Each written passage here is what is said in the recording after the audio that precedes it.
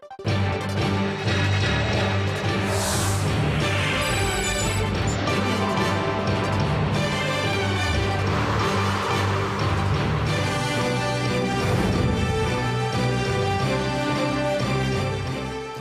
Monday, it's the 7th of July. You're watching ARIRANG, Korea's only global network. Live from Seoul, I'm Moon.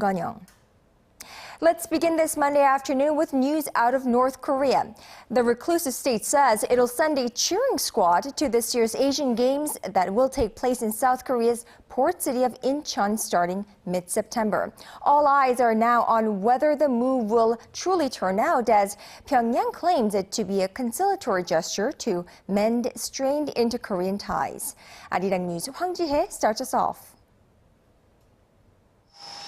It seems like North Korea is once again reaching out to South Korea. In a government announcement Monday, the North said it will send a cheering squad to the upcoming 17th Asian Games that will take place in Incheon, a port city in western South Korea.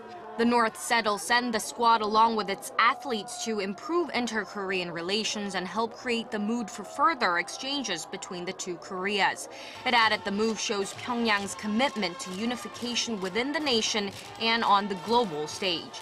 If all goes to plan, it would be the fourth time for the North to send a cheering squad to a sporting event in South Korea. The last time the squad visited was 9 years ago during the 2005 Asian Athletics Championships, also held in Incheon. Officials at Seoul's Unification Ministry say there's no reason to turn down Pyongyang's latest move as the Incheon Asian Games proceed according to international practices. Aside from the cheering squad, the North's announcement also said the two Koreas should put an end to reckless confrontation and open a new chapter of reconciliation. In May, the North said it would send 150 athletes to the Asian Games, which run from September 19th to October 4th. Pundits expect North Korea's participation to raise global awareness of the Games and help to improve inter-Korean relations. Hwang Ji-hye, ARIRANG News. But that North Korea must be in some big trouble, as for the first time ever, Pyongyang has asked a South Korean civic group for disaster relief aid. Now, this following the collapse of an apartment building in Pyongyang 2 months ago. South Korea's Korea Rescue Association says the North asked for help with reconstruction and disease control efforts in early June. That's about a month after a 23-story apartment building collapsed in Pyongyang, taking down with it hundreds of lives. Now, the group said it's ready to provide the necessary assistance and is awaiting government approval. Seoul's Unification Ministry says the matter is under review and that a decision will be reached within the next week. However, on to a disturbing story regarding North Korea. A U.S. expert says Pyongyang could significantly boost its nuclear capacity if it completed work on a light water nuclear reactor currently under construction. U.S. nuclear scientist Charles Ferguson, the president of the Federation of American Scientists, says Pyongyang will be able to produce 30 to 40 kilograms of plutonium each year when the light water reactor at its Yongbyon nuclear complex goes into operation. Well, that is enough to make 5 to 6 nuclear bombs every year. He adds that the North already possesses at least 30 kilograms of plutonium. Ferguson added that it's important not to neglect the issue and urged Washington to bring Pyongyang back to the negotiating table. Back here in this country, with crucial by-elections coming up at the end of the month, President Park Geunhye is looking to rally support around the ruling party, this by trying to break the deadlock at the National Assembly. She invited the floor leaders of the two rival parties for a meeting at the presidential office. There, the Korean leader is expected to ask them to quickly pass her government restructuring proposal, which includes bills related to April's Sewol ferry disaster. Here's our Kim Jung Joo with the details. President Park Geunhye will meet with the floor leaders of Korea's two main rival political parties and chief policymakers on Thursday to urge them to pass pending bills and settle unresolved issues. The meeting will be the first of its kind since President Park took office in February last year. She is expected to call for bipartisan cooperation in the passage of urgent bills, such as a government reorganization proposal and a special bill aimed at determining the truth behind the deadly Seoul ferry disaster in April, and supporting the victims' families. The government reorganization bill contains a proposal by President Park to abolish the Korea Coast Guard, which is under fire for its poor response to the ferry sinking that resulted in the deaths of more than 300 people. President Park also plans to push for the passage of bills aimed at increasing social welfare and removing excessive business regulations. The president needs to move quickly in her reform drive to rally support of voters ahead of crucial by-elections on July 30th. With politicians jockeying for the elections, the rival parties are expected to clash this week at the National Assembly as confirmation hearings for 8 cabinet nominees get underway Monday. Lawmakers from the ruling Saenuri Party are under pressure to ensure all 8 nominees are confirmed to complete President Park's cabinet reshuffle after 2 prime minister candidates withdrew amid allegations of wrongdoing. Opposition lawmakers from the New Politics Alliance for Democracy, on the other hand, are likely to try to block at least 2 cabinet hopefuls. Kim Jung Joo, ARIRANG News.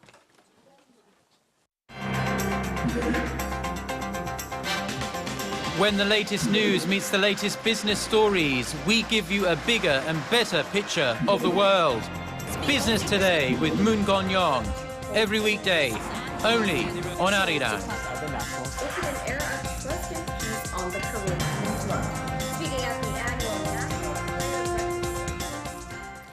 Beijing appears determined to continue pressing Japan to stop denying its past wrongdoings.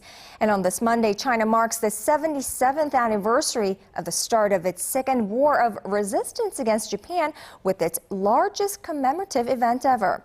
As our Shin Se-min reports, Chinese President Xi Jinping was there to address the Chinese public.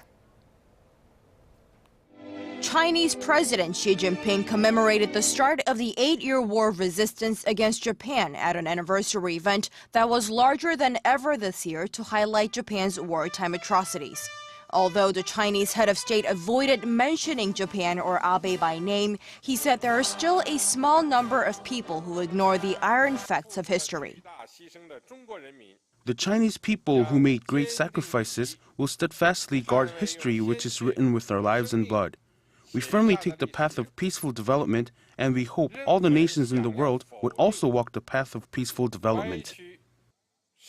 The Chinese government marks the event every year, but on this day, 77 years later, the commemoration ceremony was more extensive than ever. The event was carried live on China's state television CCTV, Xinhua Online, and many other media outlets in the nation.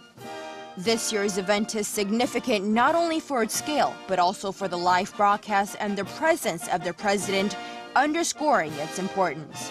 The anniversary comes amid escalating regional tensions and a territorial dispute between the two countries.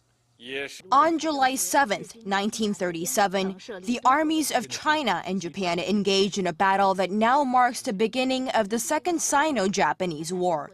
That battle is known as the Marco Polo Bridge incident. Chinese defenders were attacked, civilians were slaughtered by gunfire, bombs, and biological weapons, forced laborers died, and women were raped. The large-scale anniversary event comes as China has already started releasing from its state archives written confessions by Japanese war criminals every day for a total of 45 days. One such confession says the Imperial Japanese Army kidnapped 20 women from Korea and China and forced them into prostitution for its troops. Although Beijing has long accused Japan of denying its wartime atrocities, experts say that expanding the scale of this year's anniversary event is a move directed at the Japanese government as a way to force it to face its history. Shin Se-min, ARIRANG News.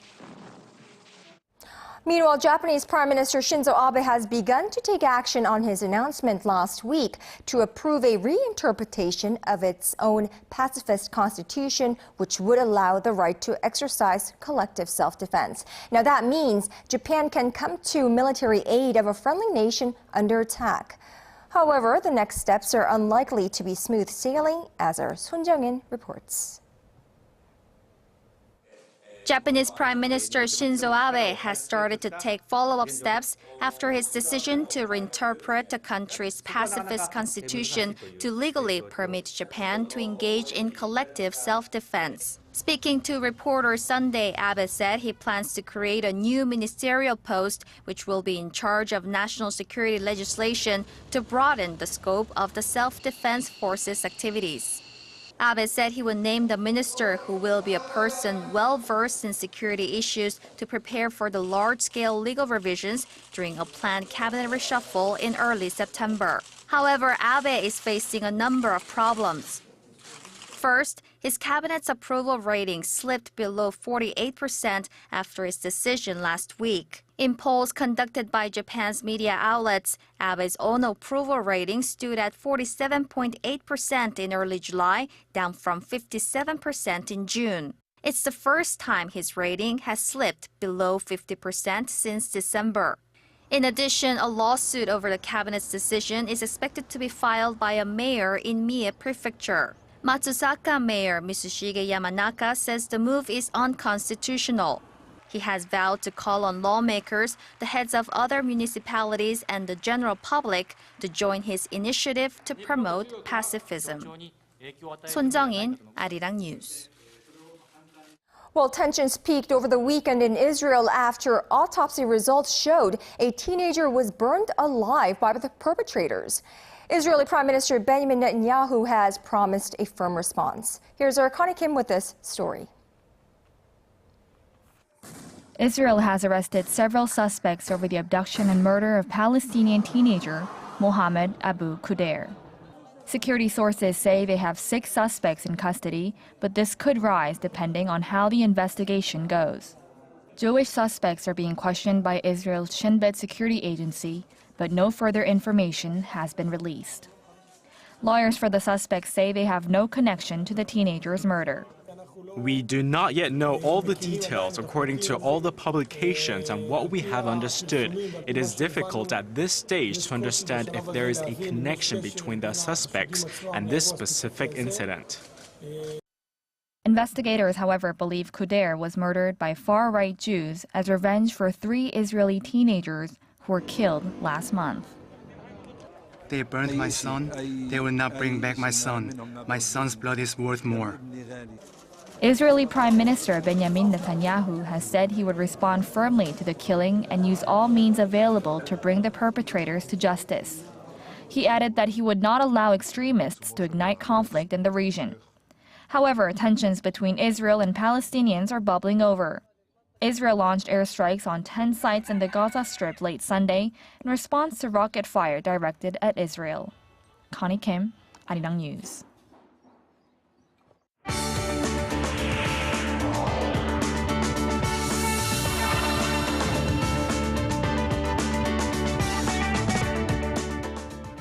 Korea and Turkey have agreed in principle to expand their existing free trade deal to include the service and investment sectors. Now, after 7 rounds of negotiations, Korea's trade ministry announced today that the two sides have agreed to open up their service markets based on the WTO's general guidelines. Well, officials say the deal will also include an investor-state dispute settlement mechanism, which allows companies to sue states when necessary. Korea's chief trade negotiator says Seoul's trade with Turkey has jumped over 30% since the deal took effect in May last year. The two countries will seek to initial the agreed terms by the end of this year before it's officially signed within the first half of 2015. President Park Geunhye is encouraging Korean firms to take full advantage of Central Asian nations that wish to learn from Korea's experience in manufacturing, IT, and plant industries. Well, she was speaking to the economic delegation that traveled with her to Central Asia recently at a debate on this Monday. President Park said by sharing their know-how with the region, Korean businesses will be able to build cooperation not only in those fields, but also in transportation, textiles, agriculture, as well as education. Vowing to continue her economic diplomacy wherever needed around the world, President Park said cooperating with China and and Russia will also be essential to realizing her Eurasia initiative, which calls for linking energy and logistics infrastructure across the continent. Well, it looks like 3G has already become yesterday's news as more smartphone makers have either already moved to adopt LTE or are moving to do so. LTE is, of course, the standard for wireless communication of high-speed data. New research shows that sales of LTE chipsets could soon account for more than half of the entire baseband market. According to the U.S.-based market research firm Strategy Analytics, sales of LTE baseband chipsets will reach $13 billion this year. Now that's almost twice the figure from last year, which stood at roughly $6.8 billion. Well, it doesn't seem like Korea is the safest place for drivers, and numbers back it. Death caused by traffic accidents is the second highest among the 31 OECD member states. The OECD said Monday that the death rate in Korea as of 2011 stood at 105 for every 1 million people. Now, Poland had the highest number of fatal accidents with 109, and the UK had the lowest number of deaths at 31. Although Korea's death toll did decrease by nearly 37% in the span of a decade, it didn't improve as much as in other nations. The number of deadly traffic accidents in Spain plunged by nearly 67% in the same period.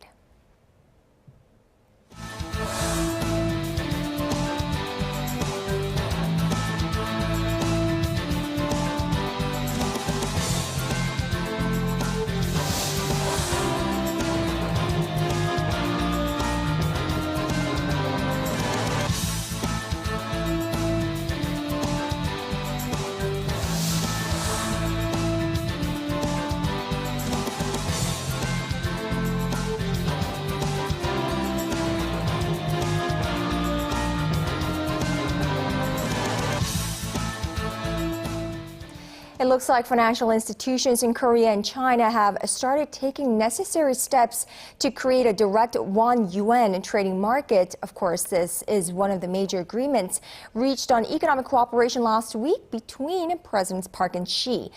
The establishment of this market comes amid an exponential increase in the use of the yuan in global trading and payment. First, here's our Hyun-kyung. One of Korea's biggest financial firms, Uri Bank, is expected to be in charge of promoting sales and marketing for the Korean branch of China's Bank of Communications. The head of the Bank of Communications, which was appointed as the Chinese Yuan clearing bank in Seoul just last week, predicts the amount of transactions settled in yuan by Korean businesses will nearly quadruple to 300 billion yuan, or roughly $48 billion a year in the near future.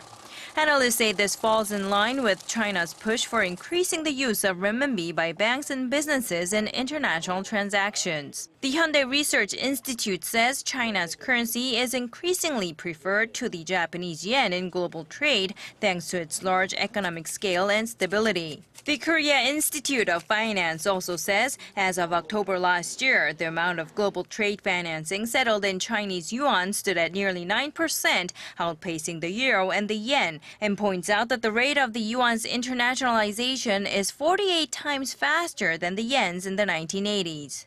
In Korea, expectations are high that President Park Geunhye and Chinese leader Xi Jinping's agreement last week to soon let the two countries' businessmen settle their trade bills in their own currencies will encourage more direct won-yuan trading. However, some experts also warn that the growing presence of the yuan will deepen Seoul's economic dependence on Beijing, though it could help ease pressure on the Korean won's appreciation against the dollar. Hyun-kyung, ARIRANG News.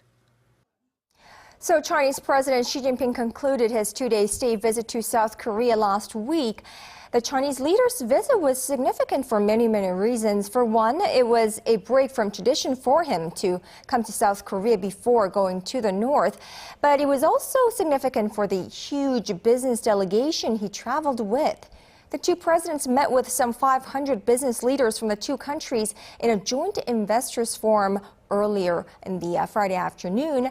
And there are lots of business and economic implications there. Let's take a closer look with Dr. Kim Jung Joo. Dr. Kim is live on the line with us. Good afternoon to you, Dr. Kim. Good afternoon. So let's start with the Korea-China FTA. Both leaders agreed to conclude the bilateral deal by the end of the year, and many saw this as a really bold move because there have been several very, very tough issues that needed to be worked out by the two sides. Your take on that? Right. It was, in my recollection, first time at a summit meeting between two countries involving Korea where the national leaders actually agreed to specify timeline for free trade agreement negotiation.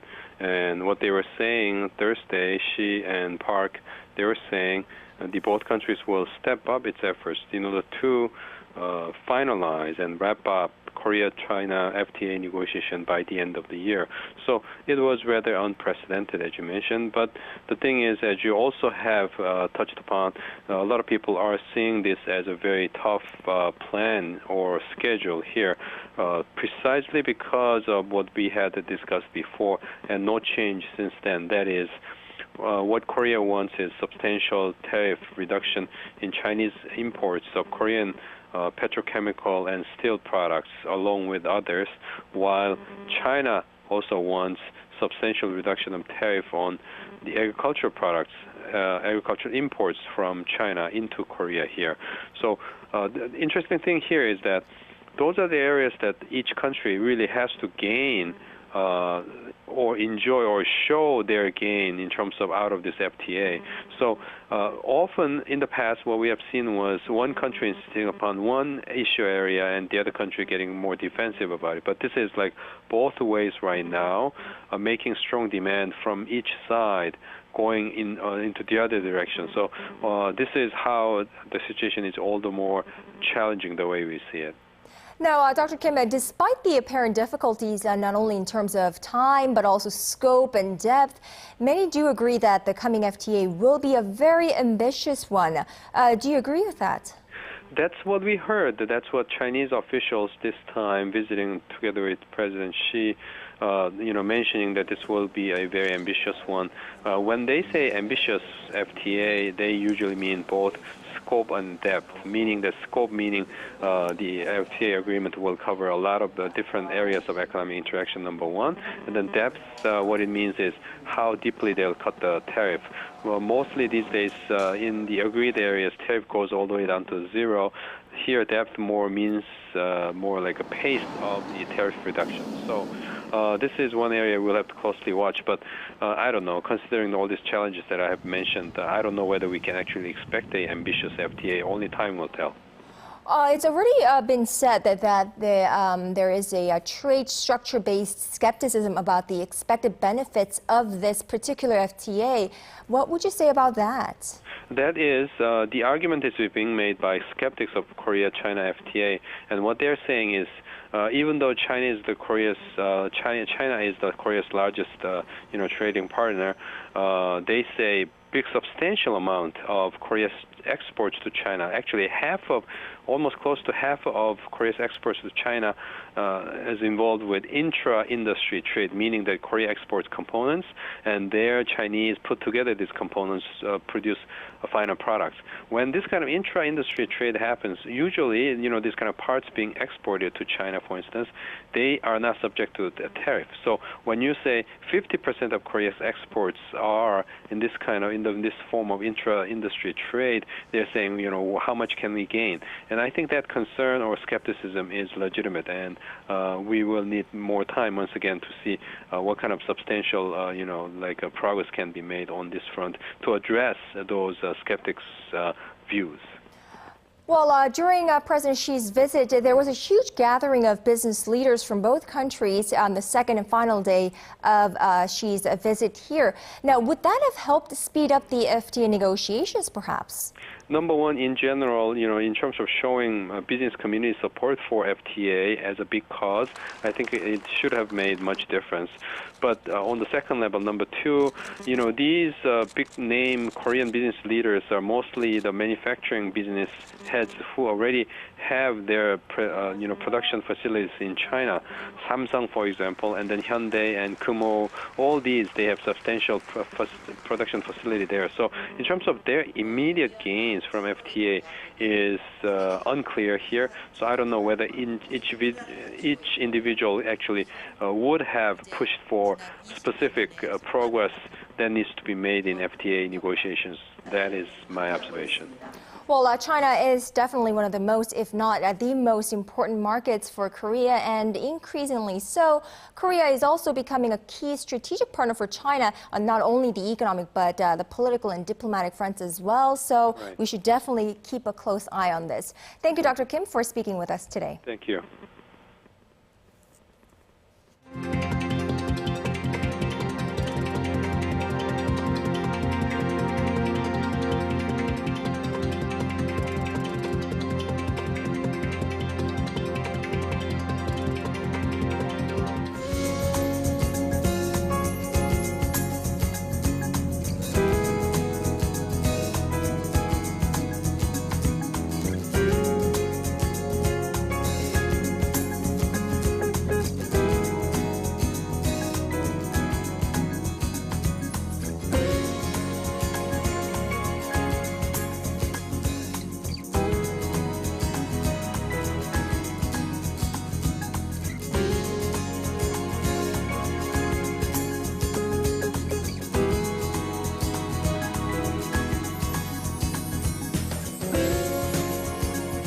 And that is your business today on this Monday. Thank you for watching, and do join us again at 6 p.m. Korea time on Early Edition at 6.